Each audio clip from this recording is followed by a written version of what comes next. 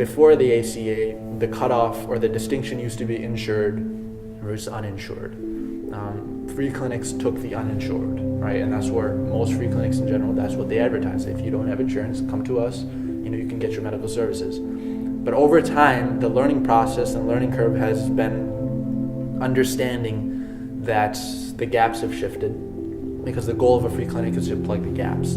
The gaps have shifted, and if we stayed the way we were, we would be helping nobody. It would be great if there was no longer a need, and if the United States have taken on the universal healthcare, which a lot of folks advocated for, then of course maybe we would have been out of business. But because Obamacare is a modification of that and not universal healthcare, then we still have clients there. There's clients to deal with. But it has impacted us because all of the clients, citizens of the United States, by law have to have health care. Obamacare only is part of the solution because it doesn't cover all the population, number one. Number two, even the co-pays and deductibles are so high that some of these people who do have some of the programs under Obamacare are still unable to afford. For a while, our patient visits went down, and we saw that. But it's a good thing that early on we understood that now the distinction isn't necessarily insured versus uninsured. It is now insured versus underinsured. And a lot of folks are falling through the cracks. A lot of folks don't want to apply. Then there's money involved, and they hesitate. So those folks we have continue to have as clients. And then, of course, we're looking at other target community, those who are non-citizens, the immigrants into the United States with non-citizenship status would not be able to take advantage of the health care. And, of course, they need health care as well. So it's still a need.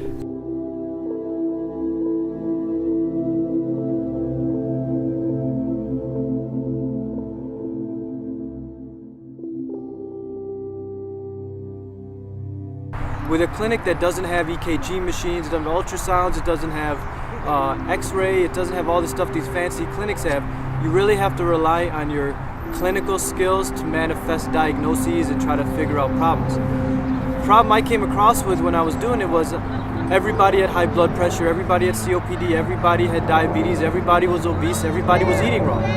So after about a year or 2 years of giving people the same medications over and over again and not seeing the same results and them just coming in over and over again, I realized that we were living up to the definition of if you do the same thing over and over again and expect different results, it's a definition of insanity. So we're doing insane treatments here. So after a little while of incorporating my lifestyle of personal training, eating healthy, and living right, I said, why not juxtapose that with the patients at the HUDA clinic? So one thing led to another, and I started telling patients, look, instead of taking all these medications, the best medicine is taking charge of your health, and here's how you do it. Through certain types of exercises, through certain types of diets, depending on the type of patient and their disease state. So they all agreed, but I still didn't see so many results as I wanted to from patients eating healthy. Come to find out, a patient came up to me one day and she was in the raw. She's like, look, Q, you tell us to eat healthy, do this, do that. Ain't nothing around here but liquor store foods and fast food joints. So if you want us to eat healthy, tell us where to get some fruits and vegetables from. That stuck in my head for a minute, and I came across this field, and I said, who's using this field? Nobody's using this field. So we took this whole field, and we just turned it into a garden. And we started giving the patients the food, being like, okay, here's what I'm telling you to do. Now I'm going to give you no excuse. Here's the food to go eat, so go eat it.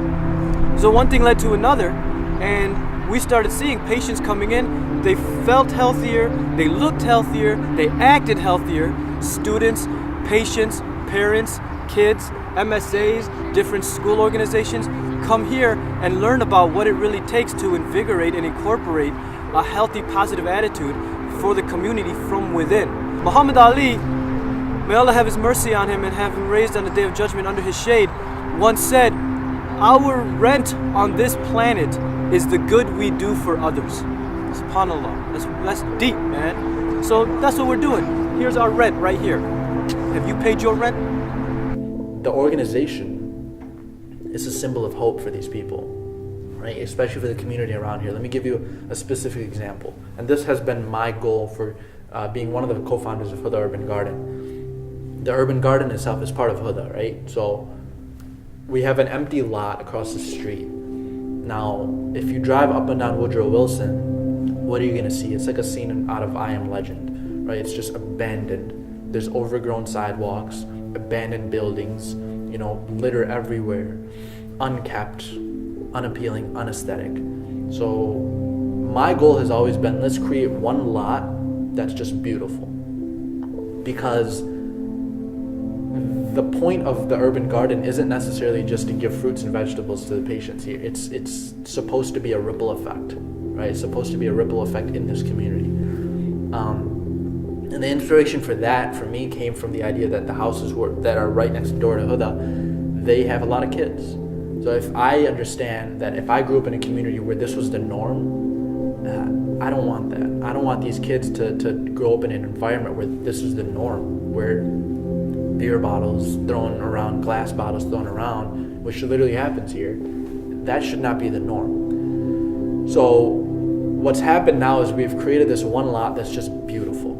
And oftentimes it's hard for people who are doing the work to think of next steps. What is this actually accomplishing? Now what you have is the community members here who live in these houses, their kids come out and they actually help out in the garden. They play in the garden. They clean up in the garden. And that one spot, and it's ironic, there's two lots out there next to each other. The one lot that's clean stays clean. People come out and they pick up the trash and litter in that one lot.